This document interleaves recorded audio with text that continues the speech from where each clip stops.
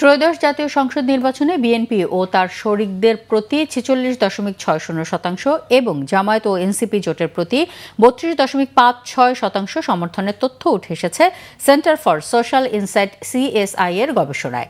রাজধানীর বনানীতে সিএসআই এর হেডকোয়ার্টারে আয়োজিত এক সংবাদ সম্মেলনে এই তথ্য উপস্থাপন করা হয়। জানানো হয়, ১ থেকে ১০ ফেব্রুয়ারি পর্যন্ত সারা দেশে ২৯৯টি আসনে পরিচালিত এক সমীক্ষায় বয়সভিত্তিক বিশ্লেষণের পাশাপাশি জাতিগত, গোষ্ঠী, ধর্ম, বর্ণ, শহর, গ্রাম ভিত্তিক বসবাস, প্রশাসনের ভূমিকা, প্রার্থীদের প্রচারের ধরন, গণমাধ্যমে উপস্থিতি এবং নির্বাচন সংশ্লিষ্ট অন্যান্য স্টেক হোল্ডারদের ভূমিকা সম্পর্কে মতামত সংগ্রহ করা হয়েছে।